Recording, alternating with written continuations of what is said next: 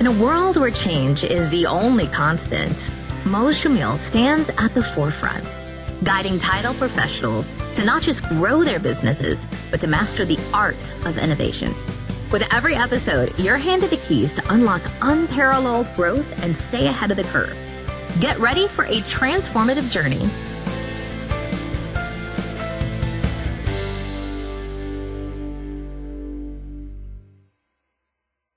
Hello, everyone, and welcome to another episode of the Title Agent Podcast, where we delve into the stories, strategies, and insights that drive the title industry forward. I am your host, Choumil, All-Tech National Title CEO, and today we have the honor of speaking with a true industry veteran, Bob Flynn, owner of in-house title company here in the DMV area with decades of experience. Bob had witnessed and contributed to the evolution of the title industry, building a legacy of excellence and innovation. In this episode, we'll explore the significant changes he's seen over the years, the lessons he's learned, and the future he envisions for title professionals. Whether you're a seasoned professional or just starting out, you won't want to miss this wealth of knowledge Bob brings to our conversation. Let's dive in. Welcome, Bob, to the show. Thank you very much. Glad to be here. Yeah, I always like to start of your life story, how whatever you want to share, like where you grew up and the education, profession, kind of give little insights on your life story. Sure. My parents are both from New York, but ended up in DC for school, and that's where I was born. We spent just a couple of years in Atlanta and then back to the DC area. So I grew up in Montgomery County, primarily in that whole entire area until long after law school. Ended up going to Georgetown Prep, where we have only 2 out of 9 Supreme Court justices. We're trying to increase that volume to a few more than that, but and somehow they haven't gotten to me yet. Went to University of South Carolina on a golf scholarship, and ended up deciding that I didn't really like the coach and didn't want to play for him, and just focused on my education. I knew from about 7th grade that I wanted to be an attorney. My best friend's father was an attorney in Rockville, and I watched him walk around taking care of his 8 children, folding laundry on the weekends with a tape recorder in his hand, dictating letters, and that just fascinated me. And I would always ask him questions about the cases he was working on. I have a grandfather that was an attorney as well, and love to listen to his story. What I loved about it was that it appeared to me to be an opportunity to have a different job every single day. You had the same skills you had to use, but you were helping someone different almost every day. And I liked the possibility of that. I like change that way. So then switched it up and came back to Maryland, to the University of Baltimore. Had a great 3 years there, and passed the Maryland and DC bars after that. Lived in Annapolis for a period of time. All through that time, I was mostly doing trial work. I was certainly fascinated by the real estate side, but most of the things that I was involved with were litigation or battles, so to speak, related to real estate, whether it was real estate developers, contractors, homeowners, title companies. I did tons of claims work. So did a lot of those things. And then when I moved to Annapolis, decided that I wanted to try to have a real job for someone. And I went to work for Fountainhead Title and was general counsel there for 3 years, and learned an unbelievable amount from that organization and from the people that were there. There's still, a lot of them are still very good friends of mine in the title business. I know a bunch of them as well from Fountainhead. Yeah, I'm sure that we had, at one point we had 400 employees, and we did 36,000 settlements a year. So it was hard not to fall in the breadth of Fountainhead at some point. I kind of saw the writing on the wall at one point that I thought the company was going to be sold to someone else, and it ultimately ended up happening. And shortly before that, I left and set up my own title company, and learned to do some things a little differently, which we can talk about in a couple minutes, on how I thought we should approach the whole closing process that was a little different from the way we've been doing it for years and years. I met my current law partner, title company owner, and girlfriend. And we merged all of our companies together, the law firms and the title and everything else. And we've been working together since 2012. We had interesting fun. We sold out in 2015, made it about 2 years of the 3 years, and could not stand the corporate environment, the big corporate environment, and the inability to control the process. And ended up leaving and setting up our own title companies again from scratch in 2017. And we managed to live through COVID, and we're still here to fight. That's an awesome story. What do you mean, Georgetown Prep? I mean, that's Georgetown University. No, Georgetown Prep's a high school. Okay. And it's in Garrett Park, Maryland, right near Bethesda and Rockville. It's one of the oldest high schools in the country, and it is the oldest Jesuit Catholic high school. It was kind of a neat place. I mean, forgetting the spoiled luxury of having a 93-acre campus with a 9-hole golf course and an indoor pool. And I mean, it was nice, but the beyond that, I think we could have gained almost as much from sitting in a one-room classroom with the kind of teachers we had. They were just absolutely top-notch, fantastic. And their goal was to make us better people. And I think they accomplished that incredibly well. I was so impressed with it. I sent my son there. So it was a good school. That's awesome. What, two Supreme Justices and Bob Flynn. It's glad to say. There was many more successful than the three of us, I can tell you. So yeah, you've had an illustrious career spanning several decades. What do you consider your most significant contributions to the title industry, and how do you hope to be remembered by future professionals in the field? This is a great question, and I think that my answer hinges on the same thing that anyone in business does, and that is when you look at a process and you do it every single day, you get jaded by the work that you do, and you get stuck in that rut of doing things the same way every single time. I had a revelation shortly after leaving Fountainhead when I ran completely out of staff in my Annapolis office. And what that meant was I had to do the closings. I had to prepare the loan documents. I had to prepare the closing packages and get everything ready. I had to put the FedEx envelope together and send everything out. I had to do the recordings and send it. I had never done that before. I had to write the checks. I mean, all that stuff was somewhat new to me. And the thing that it did was it said to me, there's better ways to do this. And I realized that not only was I making several copies of the exact same document, I was touching those copies many, many times over and over again when I was getting them signed at closing, when I was handing them to the people in their folders, when I was sending them out for recording. And I thought it was the biggest waste of time to not sort of make it more efficient. So I tried to look at the systems that were being used in the offices that I'd worked in the past. And I started off with a very basic one. One of the big complaints everyone always had was, oh, title's not in. We're not ready to go on Thursday. We're not going to be prepared for this. And the reason was that almost everybody was taking orders in, and they were setting their timelines based upon the prospective closing date. I flipped that around and decided that we were going to do it all from the opening of the file date. And so we said file has to be opened within 24 hours. Title has to be ordered within 48 hours. Title has to be back in within 7 days. And binder has to be back out within 10 days. So within 10 days of the time we got a contract, we already had all of our work done, the preliminary work done, and sent out to the lender. So people were waiting for us instead of us waiting for them. And that turned things around so much because it not only made me feel like we were on top of the game a little bit better, but it also eliminated all those phone calls, all those emails, and all the other things that were happening behind the scenes that were causing people to have to go away from their work and flipping back from their work into something else. It just took up a huge amount of time. Later, I looked at the policies of title insurance and saw that we were having files sit around waiting for the recordings to come back so we could insert the date into the policy, then send the policies out. And I asked all the underwriters that we worked for at the time and said,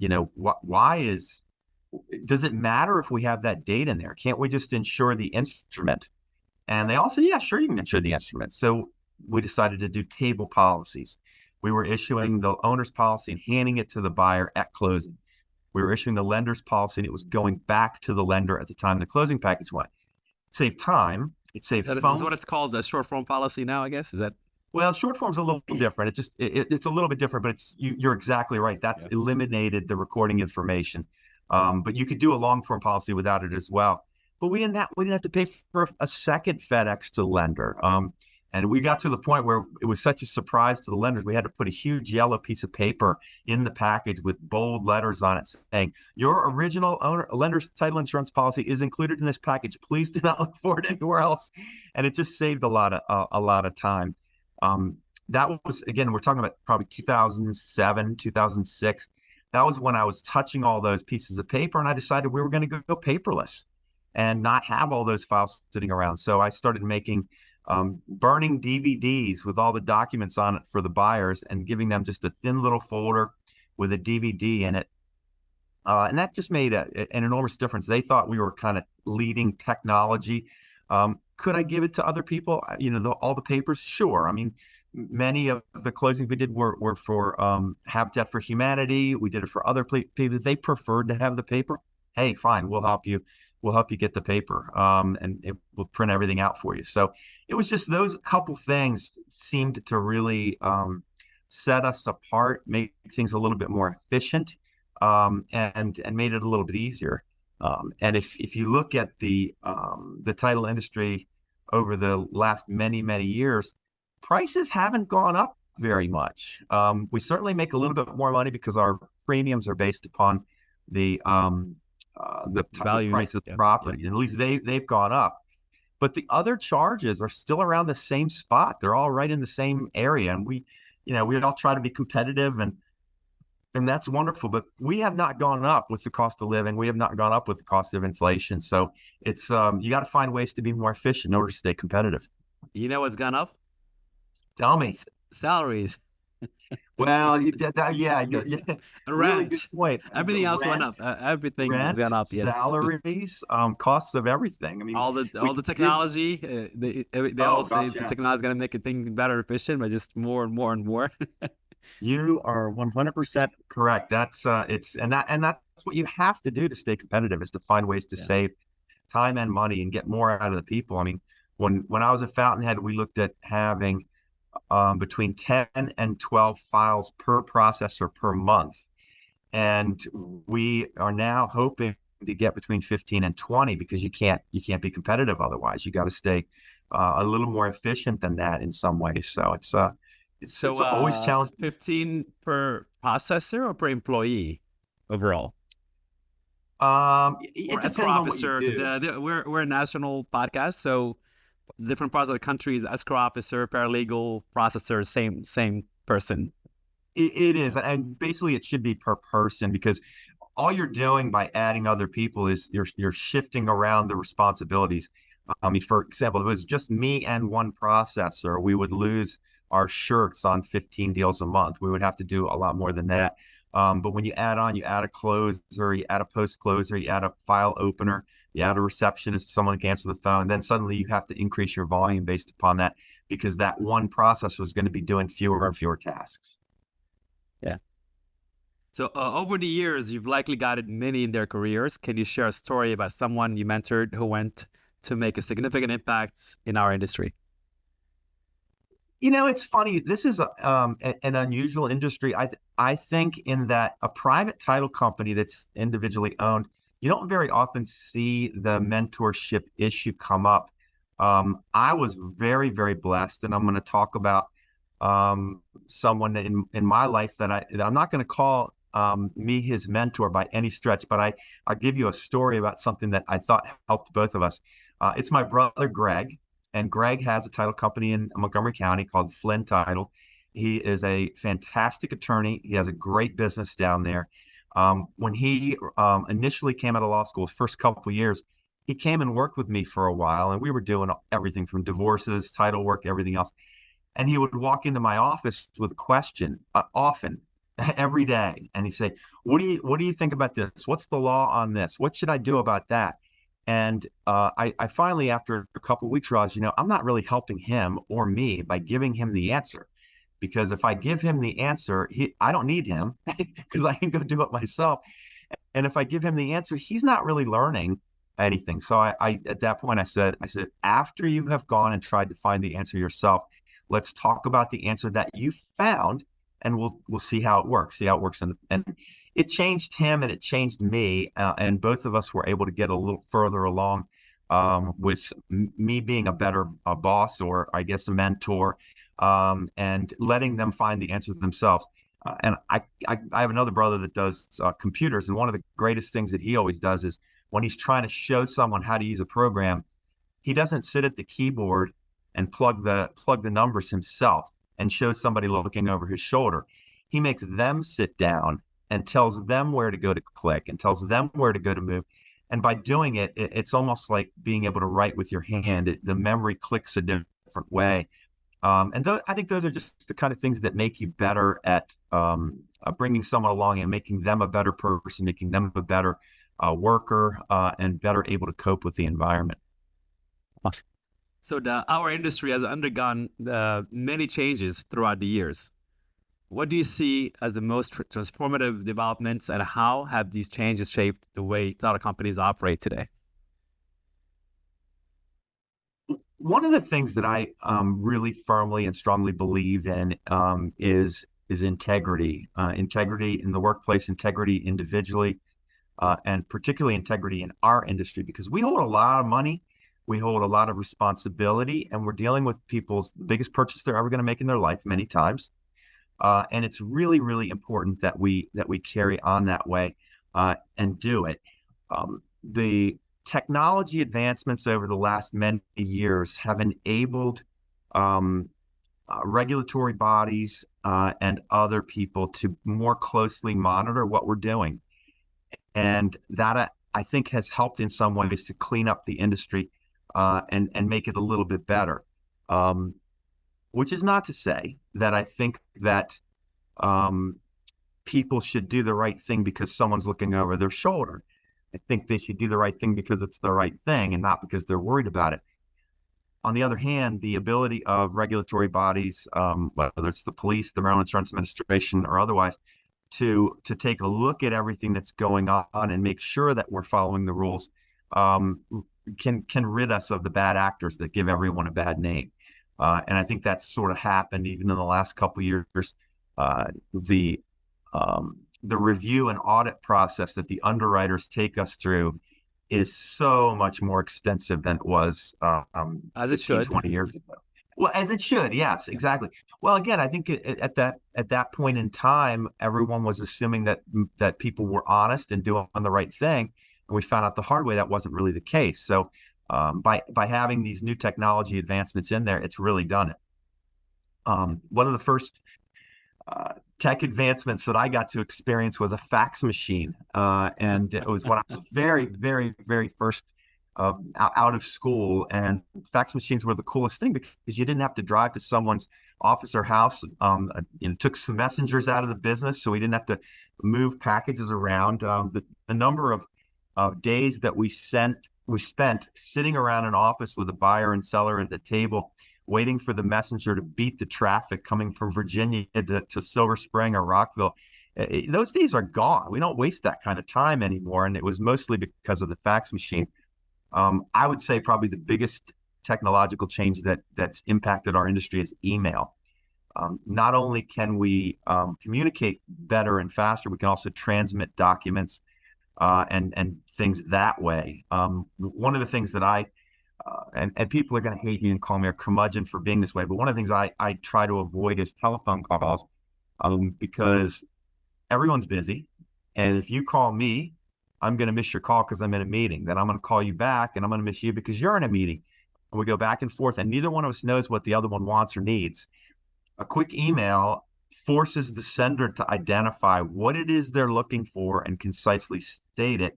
Then the receiver can actually look at it, absorb it, make a decision. If they need to look something up or find some resource, they can do that, and they send something back. And on top of it all, we've now got a permanent record of it all happening, so we can save it. And when I get questions from real estate agents about transactions that they're involved in, on, should I do this? What's the law on that? I always tell them, it's like, the reason why I want to do an email is because I'm going to probably answer your question at 5:15 in the morning. I don't want to have a phone call with you then right there because I haven't even had my coffee yet, but I can answer your question. And then once I get it to you, you print that thing out or you save it electronically in the folder for that client. And if you ever get called up by the Maryland Real Estate Commission and asked a question, then you can say, hey, I asked a lawyer and here's what the lawyer told me to do. And it just saves everybody. I think that's been our biggest thing. Yeah. Email was definitely one of the biggest advances in our times, but it's also one of the biggest curses. Yeah. when you step away for lunch or closing, if you still do closings, when you go back, how many emails do you have? Oh, it's hundreds. I mean, it's hundreds. I got to say, that's the art there is learning to filter. And so I have a different email address for different businesses, and I have a different email address for my usual junk stuff. And I just can't look at that until after I handle the title emails. Those are first and foremost. Clients take priority. So it's best to filter. So yeah.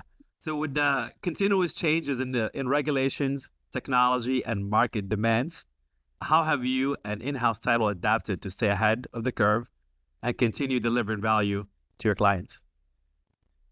I think you, especially as an owner of the company, but even as someone that works in the industry, staying in contact with other people in the industry is very, very difficult. When I was doing trials every single day and in court every day, I saw almost all of the trial lawyers in Montgomery County, Prince George's, Frederick, Anne Arundel, Howard. I saw the lawyers and I knew them. And we would talk about things. So we would stay up to date on what was going on while we're waiting for a trial judge to call our case.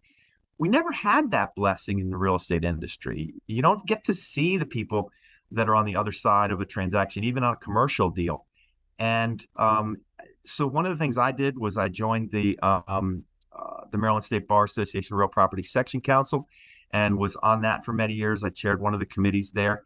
That meant at least once a month, I would be together with a bunch of other real estate attorneys, and we would be talking about things.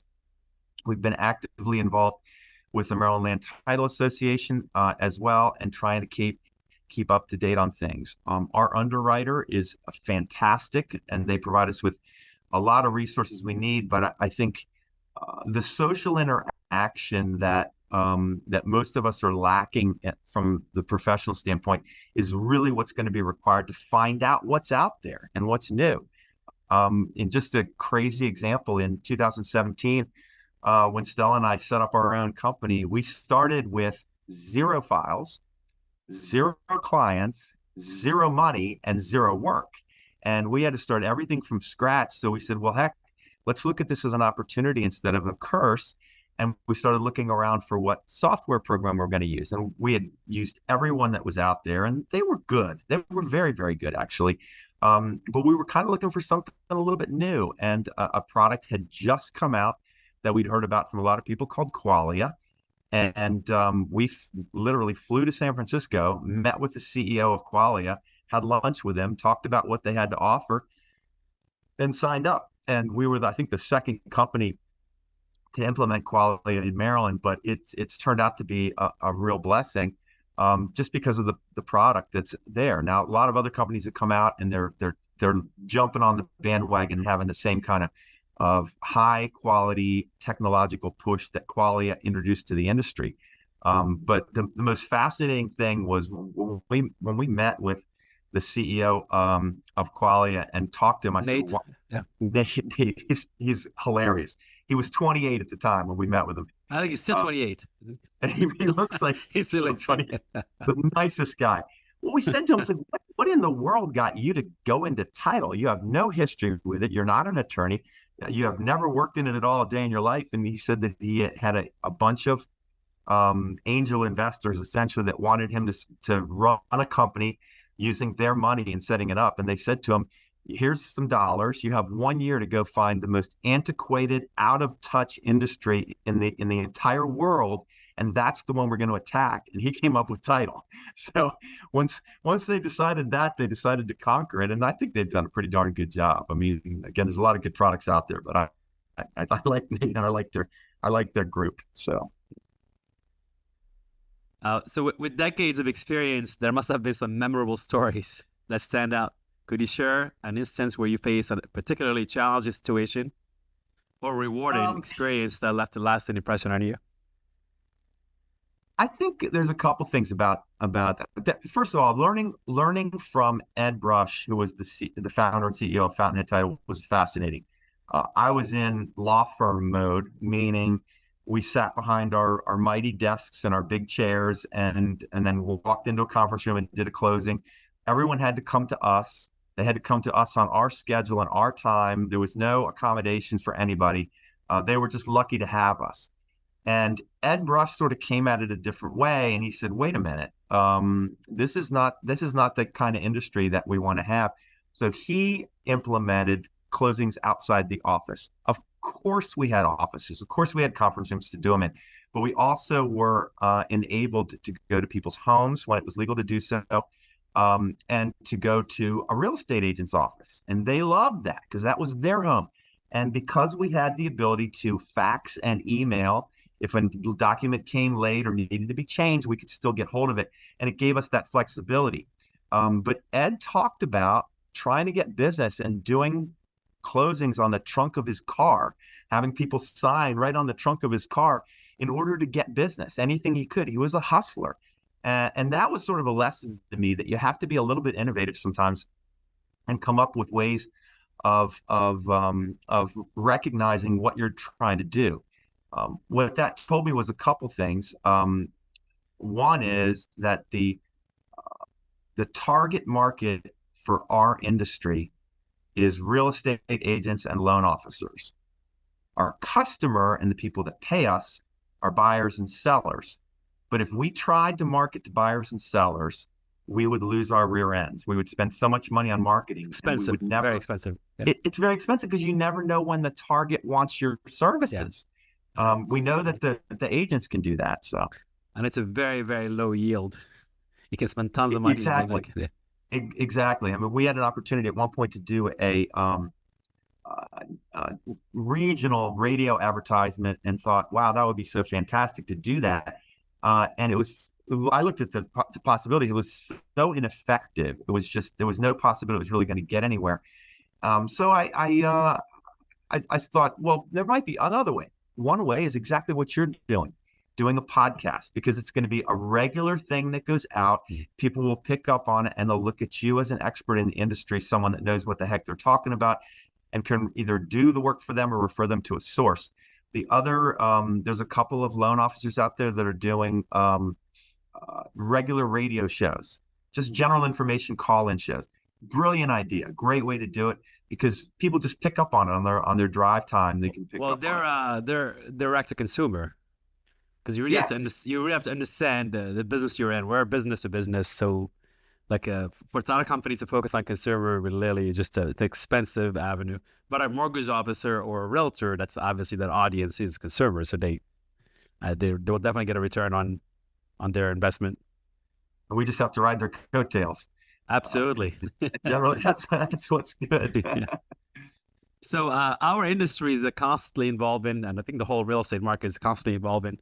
What strategies have you employed to ensure that in-house title remains a leader in the marketplace? There's a couple of things. Well, one is so first of all, the technology is an enormous part of it, and we have been blessed with every other part of our world is evolving with technology as well. For example, banking. We very rarely deal with checks anymore. We don't deal with issuing that many. We don't deal with receiving that many. So the incidence of fraud has gone down somewhat. The crooks are pretty quick at picking up on what they need to do as well. But at least we have a little bit more control over what's going to happen. We're not depositing a cashier's check that's fraudulent or anything like that. So we know we've got some good money while we're dispersing. So that's been a huge help. One of the things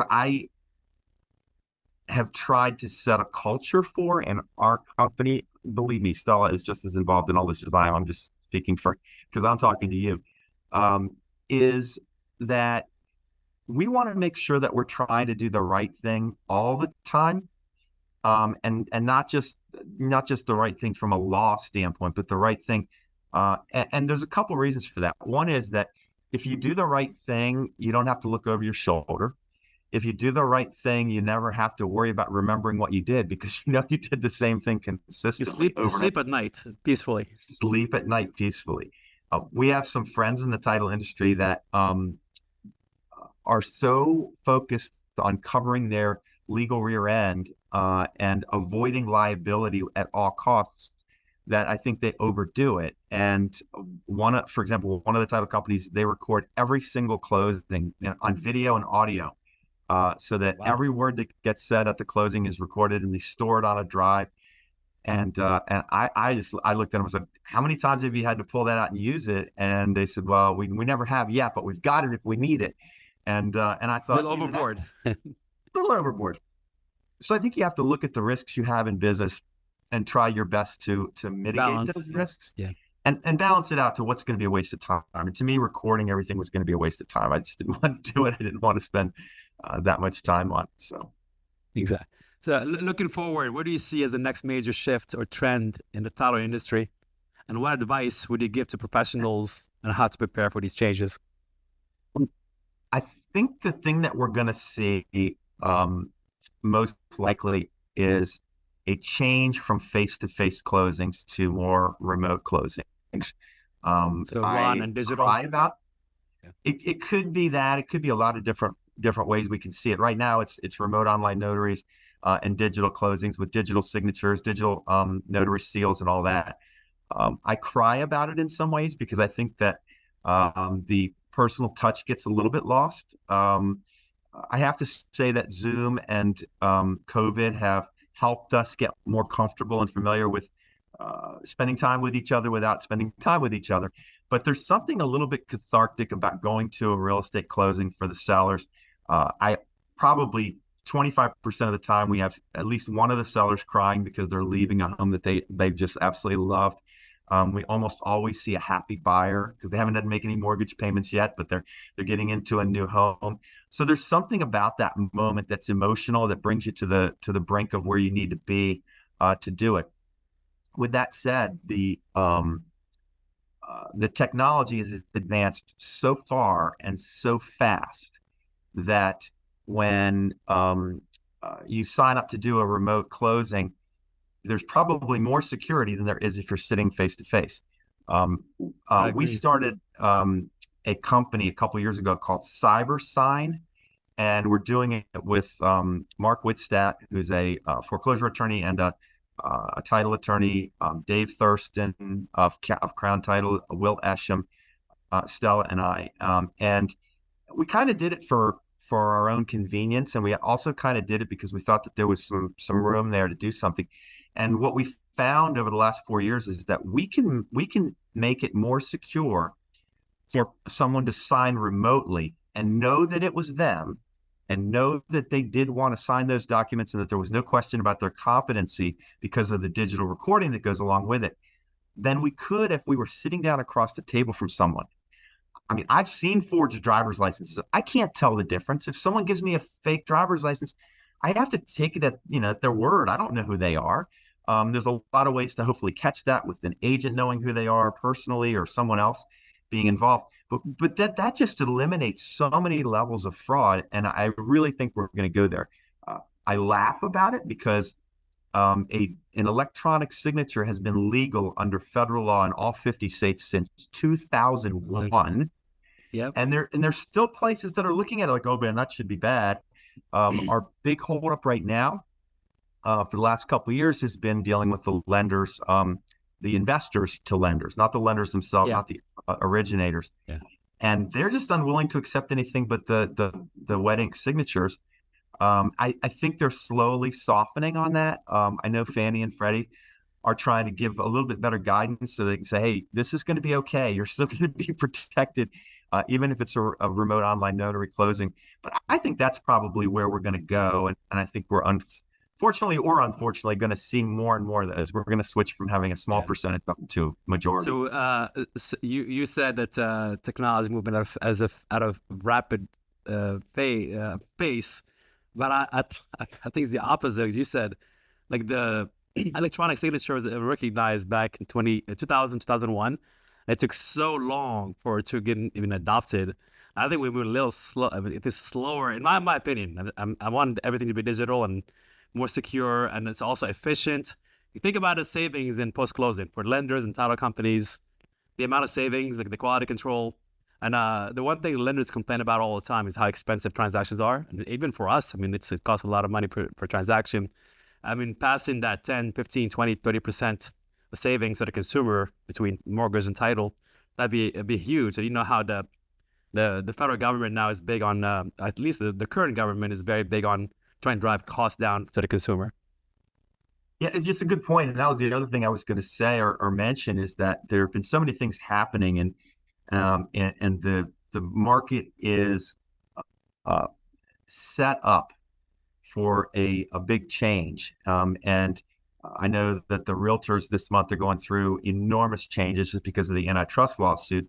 Our Maryland's neighboring state, DC, I'm a member of the DC bar, and DC has been looking at eliminating or reducing the costs of real estate transactions for years and years and years. And part of that is a big question that they always ask is, what the heck do you as a title company do to entitle you to a high percentage of the title insurance premium that's being collected? And unfortunately, for a lot of years, we didn't have anybody that was lobbying on behalf of the industry to tell them. And there's a heck of a lot that goes into that.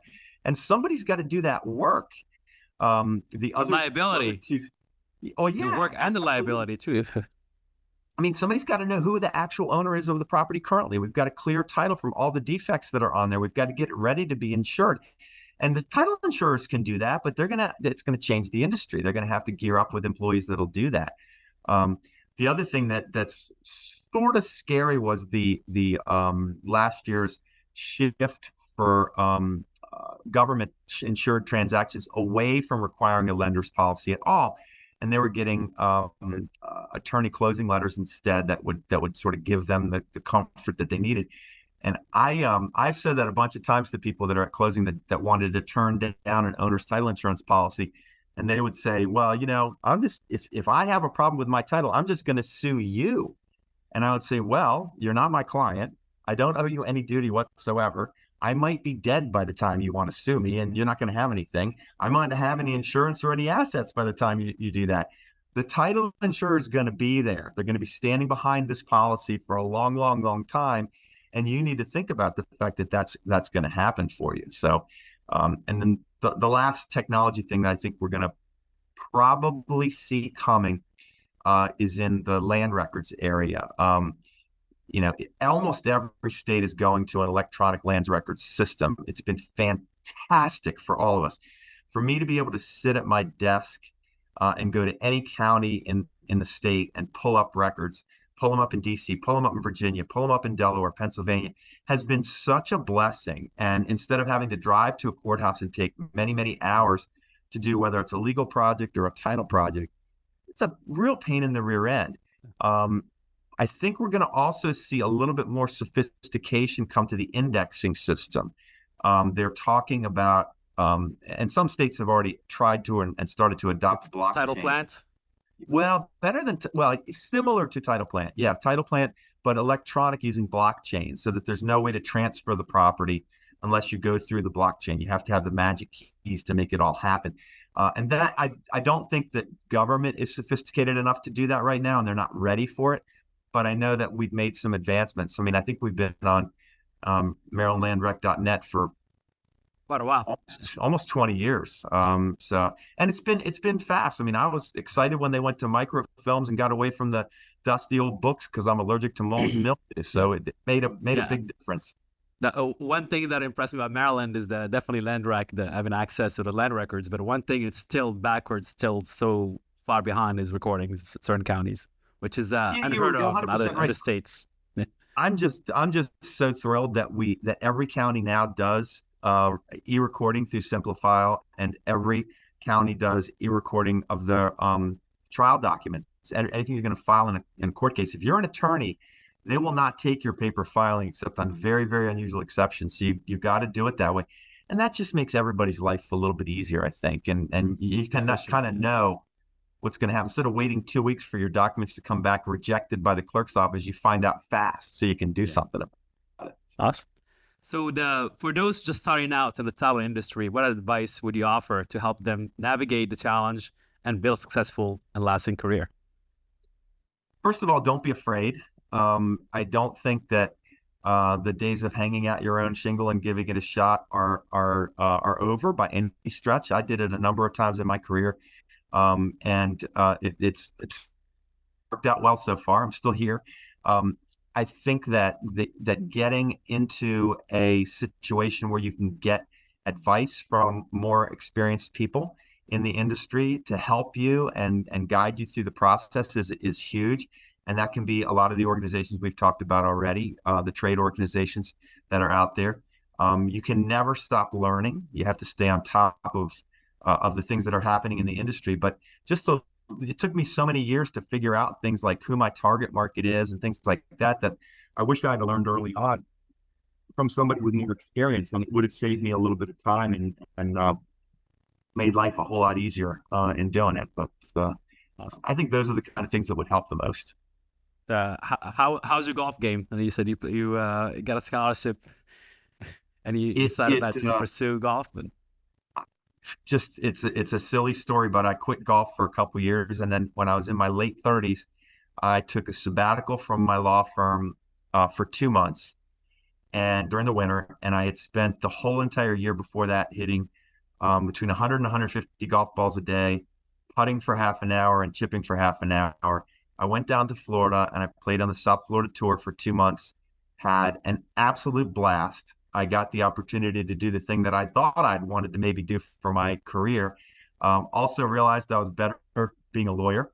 I got to a +3 handicap and was 1,587 in the world, which meant absolutely nothing.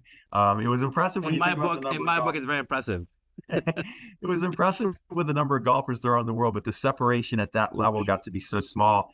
And then when you got to the top 500, it was ridiculous. I mean, they were so much better than any of us. So I stuck with it, and I used it as a tool for marketing, both for the law firm and for the title company. I think you can learn more about a human being in 4 hours on the golf course than you can almost anywhere else. And you find out whether they're a cheater, or you find out whether they are have a temper. You find out all these kind of little things that can help make you a better title company or a better attorney for them, because you know who they are. You can also people drop their guards, which is awesome, especially with a couple of drinks. Yeah, definitely drop their guards. So I can still play. I played recently. I had a really, really nice couple rounds last few months. I still only can play. I probably play 20 times a year, 25 times a year, and I'm stuck at a 6 handicap now. So that's why we got to play together. A fairly similar game. Love to do it. Love to do it. How about a favorite quote? I wish I could think of one. There are so many, and I subscribe to a bunch of these different places. I get a quote in every day, and I get overwhelmed by the number of quotes. So I can't think of one off the top of my head. One of the things that I've always kept in the back of my mind is that time heals all wounds, and it's a good one because it's sort of it gives you perspective in the moment, so that no matter how bad things are going in your world, no matter how bad things you think things are, you give it a little time, and it's probably going to be okay. And I've taken the corollary of that too, which is when we were going gangbusters crazy in 2021. I was waiting for the shoe to drop and preparing for that day when we were not going to have the files rolling in like we had, and we were going to actually have to work again. So you got to do both. You got to do both with a quote like that. How about a favorite book or books? I'm a little bit of a crazy person when it comes to reading, and I read between 125 and 200 books a year. mostly fiction. So it's my escape. People use TV. I also watch some TV, but mostly it's an escape. But my favorite author is a guy named Edward Rutherford, and he writes a lot like James Michener does. Very, very long books, 1,100 pages, 1,300 pages, and they're usually about a single geographical location. And he follows it from the time that place was first inhabited by humans and all the way up to close to the present time. And oftentimes there are families that keep on reappearing in the ancestral history of it. And he uses actual historical records to create his fake people. He's got one about Paris, two about Ireland, one about London, one about Russia. I think there's the Tokyo one. Anyway, I love his books, and they take a long time and really eat into my number count on the number of books I get through in a year. That's awesome. Well, thank you for joining us on this enlightening episode of Title Agents Podcast. I hope you enjoyed our conversation with Bob Flynn as much as I did. His stories and insights offer a rare glimpse into the evolution of the title industry and the enduring principles that have guided his successful career. If you found value in today's discussion, be sure to subscribe so you don't miss any of our upcoming episodes. We've got more incredible guests and thought-provoking topics lined up, all aimed at help you stay ahead in this ever-changing industry. Until next time, keep pushing boundaries, honoring the legacy, and pioneering the future of our business. Thank you, Bob. Thank you. In a world where change is the only constant, Choumil stands at the forefront, guiding title professionals to not just grow their businesses, but to master the art of innovation. With every episode, you're handed the keys to unlock unparalleled growth and stay ahead of the curve. Get ready for a transformative journey